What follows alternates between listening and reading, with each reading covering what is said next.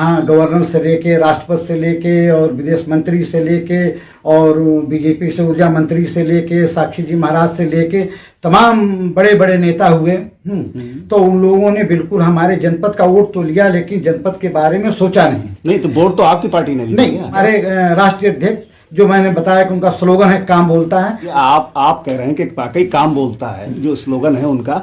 जैसे मान लो पड़ोसी जनपद है कन्नौज है, वहां पर भी लोग बोलते हैं काम बोलता है। मैनपुरी है, वहां भी बोलते हैं काम बोलता है। और एटा इटावा वगैरह ये और आस पड़ोस के जनपद हैं, बदायूं हैं, ऐसे कई जनपद हैं पड़ोस में जो फर्रुखाबाद के वाकई काम बोलता है। फर्रुखाबाद में क्या काम बोलता है कि जिले साहब बाहर निकल गए, उन्होंने देश का पहला इतना बड़ा राष्ट्रीय राजमार्ग दे दिया जहाँ पे लड़ाकू जहाजें उड़ा दी गई। वो फर्रुखाबाद होकर गुजरता है। नहीं, आरोप लगाना बंद करिए। आप अपने कार्य बनाइए। 4 वर्ष में आप तो देखिए, हमने बहुत विकास करने का प्रयास किया और हम भेदभाव नहीं कहेंगे। आदरणीय मौर्य जी बहुत बड़े नेता हैं, बहुत समझदार नेता हैं, उनके साथ हमें काम करने का भी मौका मिला है। देखिए, अगर निष्पक्ष चुनाव, अगर चुनाव आयोग मौका देता है और निष्पक्ष अगर चुनाव होता है तो यहाँ से समाजवादी पार्टी का जो सिर्फ नामांकन करके काउंटिंग कराना बाकी रह गया है, चुनाव तो हम जीते जिताए हैं।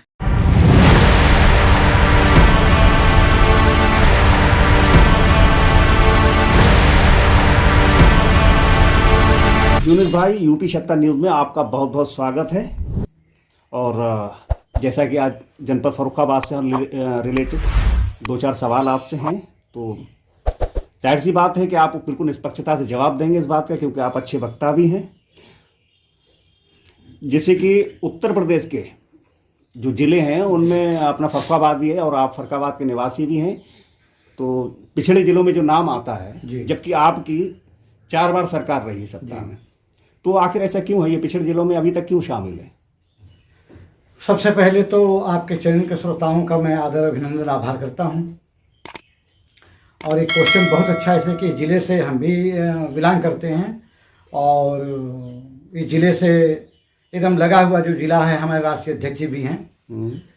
फर्रुखाबाद पिछड़े ज़िलों में आता है, तो इसकी जिम्मेदारी सिर्फ समाजवादी पार्टी पे नहीं है जी। हमारी पार्टी तो 1992 में खड़ी हुई थी, इससे पहले कांग्रेस थी और तमाम दल थे और यहाँ से मंत्री भी हुए। हाँ, और अभी हमारे एक छोटे भाई ने यहाँ तक बताया कि यहाँ गवर्नर से लेके, राष्ट्रपति से लेके और विदेश मंत्री से लेके और बीजेपी से ऊर्जा मंत्री से लेके, साक्षी जी महाराज से लेके तमाम बड़े बड़े नेता हुए। तो उन लोगों ने बिल्कुल हमारे जनपद का वोट तो लिया, लेकिन जनपद के बारे में सोचा नहीं। तो वोट तो आपकी पार्टी ने भी नहीं, तो मैं बता रहा हूँ। अब जनपद के बारे में हमारे छोटे छोटे का एक कार्यकाल जरूर हमारा पूरा रहा, तो उसमें हमारे आदरणीय राष्ट्रीय अध्यक्ष जी ने, जिनका स्लोगन है कि काम बोलता है, तो आपने देखा होगा, अगर आप फर्रुखाबाद के दूर दराज गाँव में गए होंगे तो जहाँ पे कंक्रीट सड़कें भी नहीं थी, वहाँ आपने हार्ट मिल्क प्लांट से सड़क बनवाने का काम किया। और आदरणीय नेताजी ने एशिया का सबसे बड़ा पहला अस्पताल, अब तो बहुत अस्पताल हो गए, लोहिया देने का काम किया। और हमारे राष्ट्रीय अध्यक्ष जी चूँकि ओरिजिनल पढ़े लिखे हैं, उनके पढ़ाई और डिग्री कोई नहीं मांगता उनसे, तो उनकी सोच इतनी अच्छी रही कि वो लैपटॉप देने का काम किए, पढ़ाई पर उन्होंने जोर दिया, सब कुछ किया। लेकिन एक ही कार्यकाल में अगर हम चाहें कि 100 साल का पिछड़ापन दूर कर दें तो ये संभव नहीं है। लेकिन निश्चित रूप से हमारी सरकार में पिछड़ापन दूर हुआ, इसलिए कि सड़कें बहुत अच्छी हो गई, अस्पताल मिल गया, अगर दूसरा रीजन बच्चों को लैपटॉप मिल गया पढ़ने के लिए, तमाम बच्चियों को साइकिल मिल गया, कन्याधन मिल गया, और गरीब लोगों को जिनके पास आज मार छाती पीटा जा रहा है कि हम बहुत मकान दे रहे हैं, लोहिया आवास के नाम पे उनको आवास दिया गया, तो बहुत कुछ किया गया। अब 100 साल का पिछड़ापन 5 साल में तो नहीं दूर किया जा सकता था, लेकिन हमारे राष्ट्रीय अध्यक्ष जो मैंने बताया कि उनका स्लोगन है काम बोलता है, उन्होंने काम बहुत किया। और अगर दोबारा अगर मौका अगर प्रदेश की जनता ने दी होती तो आज शायद आपका ये सवाल आपके सवाल से खत्म होता। चलिए आप कह रहे हैं कि वाकई काम बोलता है, जो स्लोगन है उनका। जैसे मान लो पड़ोसी जनपद है कन्नौज है, वहाँ पर भी लोग बोलते हैं काम बोलता है। मैनपुरी है, वहाँ भी बोलते हैं काम बोलता है। और एटा इटावा वगैरह ये और आस पड़ोस के जनपद हैं, बदायूं हैं, ऐसे कई जनपद हैं पड़ोस में जो फर्रुखाबाद के वाकई काम बोलता है। फर्रुखाबाद में क्या काम बोलता है?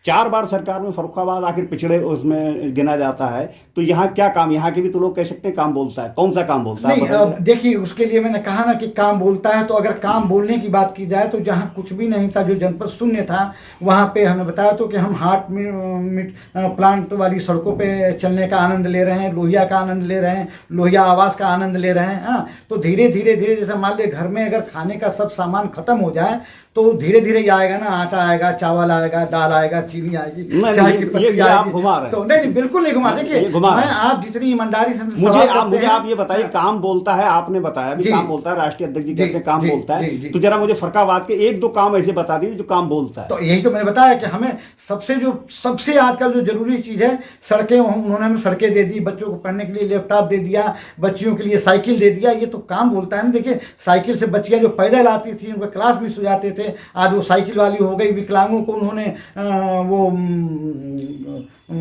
ऑटो दिया। कोई एक ऐसा स्मारक बता दीजिए कि जहां पर हमारे टूरिस्ट आते हों, कोई ऐसा विद्यालय बता दीजिए, जैसे अपने धर्मेंद्र सिंह यादव ने जो है बदायूं बनाया है, कुछ ऐसा बता दीजिए जो यहाँ पर बनवाया हो, जिसमें बच्चे पढ़ के ग्रेजुएट हुए हों, कोई डिग्री कॉलेज, कोई लॉ कॉलेज, कोई मतलब पीएचडी कॉलेज, कोई भी ऐसी एक बता दीजिए जो बना हो।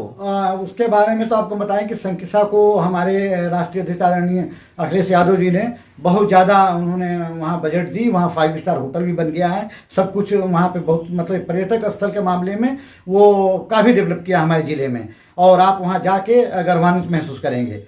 और उन्होंने बहुत काम किया, और बहुत मतलब बड़ा जिला प्रदेश है, उसमें 5 साल में जितना उन्होंने कर लिया। अब देखिए हम जिले से अगर बाहर निकलेंगे तो आप कहें कि जिले से आप बाहर निकल गए। उन्होंने देश का पहला इतना बड़ा राष्ट्रीय राजमार्ग दे दिया, जहाँ पे लड़ाकू जहाजें उड़ा दी गई, जिसकी लोग नकल करते हैं। वो फर्रुखाबाद होकर गुजरता है? नहीं, जोड़ दिया उन्होंने, उससे जोड़ दिया, करीब 25 किलोमीटर दूरी पे है, लेकिन जोड़ा उसको। तो ये सब चीज़ें आप देखिए ना। अब वो फिर बात ये है कि एक उंगली उठाऊंगा तो 4 इधर आएगी कि हमारे यहाँ 4 विधायक, 1 सांसद, नीचे ऊपर पूर्ण बहुमत की सरकार, और माँ गंगा की गोद से गंगा एक्सप्रेस को छीन लिया गया। आरोप लगाना बंद करिए, आरोप नहीं लगा रहा, आप अपने कार्य बनाइए। 4 बार सरकार में आप तो देखिए हमने बहुत विकास करने का प्रयास किया और किया। हाँ, और आप भी मानिए इस बात को। और एक अगर दूसरा अगर मौका मिल गया होता तो आज ये प्रश्न जो है आपके लिस्ट से आउट होता। चलिए खैर हम मान लेते हैं, ठीक है, और देखते हैं आगे चल के क्या होता है। लेकिन चलिए एक सवाल और है कि फर्रुखाबाद जनपद में जो समाजवादी पार्टी की नींव रखने वाले मुस्लिम समाज के जी, पहले जिला अध्यक्ष भी रहे, और समाजवादी पार्टी का आज जो वजूद बना है फर्रुखाबाद जनपद में, वो बनाने वाले मुसलमान रहे। अब तो मेरा थोड़ा सा ये सवाल ये है कि आपके 4 प्रदेश अध्यक्ष हैं, वो सचिव हैं, जी, ठीक है, आपके 4 प्रदेश सचिव हैं, चारों एक ही जिले के हैं, जी, ठीक है, सब फर्रुखाबाद के ही चारों, जी, ठीक। ऐसा क्या है कि एक प्रदेश सचिव मुसलमान भी नहीं हो सकता? देखिए ये राष्ट्रीय अध्यक्ष जी की नहीं, जबकि कई बड़े चेहरे हैं यहाँ फर्रुखाबाद में। नहीं, ये राष्ट्रीय अध्यक्ष जी की अपनी सोच है, और उन्होंने कुछ जरूर सोचा होगा। और देखिए चूंकि समाजवादी होने के नाते मुझे तो लगता है कि हमारे समाज पर, यानी मुस्लिम समाज पे, जो उत्तर प्रदेश में 20% है, उत्तर प्रदेश में मुस्लिम समाज 20% नहीं, फर्रुखाबाद में 14%, और यहाँ पे 14% है। तो उस पर इतना हमारे राष्ट्रीय अध्यक्ष को भरोसा है कि प्रदेश सचिव को माने नहीं रखता, उनको हमारे समाज पे भरोसा है कि हम जब हमारे समाज और हमारे कौम के बीच में जाएंगे तो हमारा कौम और समाज हमेशा उनका साथ देता रहा है और साथ देगा। प्रदेश सचिव हैं और प्रभारी भी हैं, एक आपने वो प्रत्याशी हैं यहाँ के, ठीक है, दूसरे भी प्रत्याशी के दावेदार हैं, मतलब इतने की 4 हैं, मतलब एक ही जिले के, तो एक अल्पसंख्यक में से नहीं ले सकते, जबकि वो पीटीए का नारा देते। नहीं, वो ये आपका प्रश्न बहुत अच्छा है, लेकिन हो सकता है कि कहीं इससे बड़ा कुछ देने के उनके मन में हो हमारे राष्ट्रीय अध्यक्ष जी के। तो अभी तो घोषणाएं हो रही हैं, हो सकता है कि आपके जिले से प्रदेश उपाध्यक्ष मिल जाए, प्रमुख जिला प्रदेश महासचिव मिल जाए। तो अभी हम लोग कतई हताश निराश नहीं है। नहीं कहीं अरे कहीं ऐसा तो नहीं, जैसे आपके जो राष्ट्रीय सचिव जो हैं जी मौर्य साहब जी, कल उन्होंने जो अपना इस्तीफा दिया है, और वो आरोप लगा रहे थे सीधे सीधे कि भेदभाव करा जाता है, कि मतलब उनके बयान को निजी बयान कह दिया जाता है, अगर जो सचिव हैं उनके वो पार्टी के बयान हो जाते हैं। ये भेदभाव वाला सिस्टम तो नहीं है? नहीं, देखिए इसको हम भेदभाव नहीं कहेंगे। आदरणीय मौर्य जी बहुत बड़े नेता हैं, बहुत समझदार नेता हैं, उनके साथ हमें काम करने का भी मौका मिला है कई बार। तो अगर उन्होंने ऐसा कुछ कहा है तो उसको बैठ के राष्ट्रीय अध्यक्ष जी और वो आपस में बात कर लेंगे, और पता नहीं कहा है कि नहीं कहा, और बिकी हुई मीडिया जो है वो पता नहीं क्या कहते नहीं, हैं। उन्होंने वो तो अपने देश की और प्रदेश की जो सच्चाई जो है वो सिर्फ आप जैसे जो पत्रकार, वो यूट्यूबर हैं जो जिंदा रखे हुए हैं, वरना तो कहता आदमी कुछ और है और हो कुछ और जाता है। मौर्य जी ने अपने जो सोशल अकाउंट है उनका एक्स, उस पे बाकायदा पूरा जो पत्र लिखा है उसे शेयर करा उन्होंने जी। और उसके अलावा जो बाइट जो प्रेस वार्ता करी वो भी उन्होंने जो है उसमें जो टोटल उसमें जो लिखा है वो उन्होंने अपने ट्विटर हैंडल पर शेयर करा। जी जी जी जी। तो जाहिर सी बात है इसमें तो मीडिया को लेना देना। देखिए, उत्तर प्रदेश की इस वक्त सबसे बड़ी विपक्ष और सबसे बड़ी पार्टी है और बहुत काफी नेता हैं। हाँ, और कहीं और कोई बात है तो आदरणीय हमारे राष्ट्रीय अध्यक्ष जी जो हैं वो बैठ के और आपस में बात हो जाएगी, और कोई ये बड़ी बात नहीं है, ये तो चलते रहता है ये तो।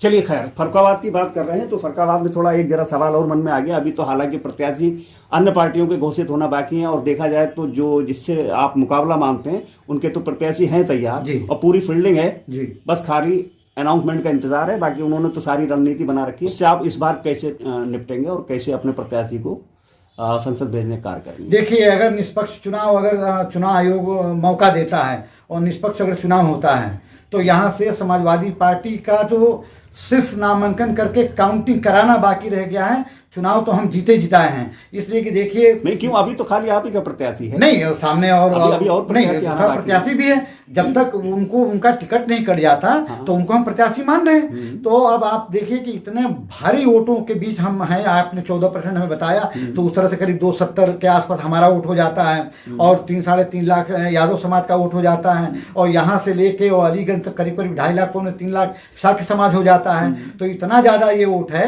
कि हम तो बस वोट पड़ने का और काउंटिंग इंतजार कर रहे हैं। चुनाव तो हम जीत चुके हैं। अब ये है कि सेंट्रल में जो बैठी हुई शक्तिशाली सरकार है वो कहाँ तक ईमानदारी, इसलिए कि ये बड़ा दुर्भाग्य की बात है कि देश के उच्च न्यायालय के वकील सरकार से मांग कर रहे हैं, चुनाव आयोग से मांग कर रहे हैं कि आप सिर्फ हमें 40 ईवीएम मशीन दे दीजिए जो सबसे सिलेक्टेड आपके मशीन हो, और उसको हम हैंग करके दिखा देंगे।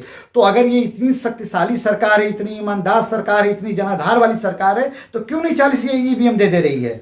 तो अब तो लड़ाई जो है वो जनता के बीच में तो हम जीते जिताए हैं, अब लड़ाई ईवीएम से लड़नी है। और देखिए, उससे भी हम लोग लड़ेंगे और जीतेंगे। समाजवादी तो लड़ने के लिए है और लड़ता है। चलिए यूनुस भाई, आपने हमारे सवालों का बड़ी ही बेबाकी से और बड़ी निष्पक्षता से जवाब दिया। यूपी 76 न्यूज़ पे आने के लिए बहुत बहुत धन्यवाद। आपको बहुत बहुत धन्यवाद।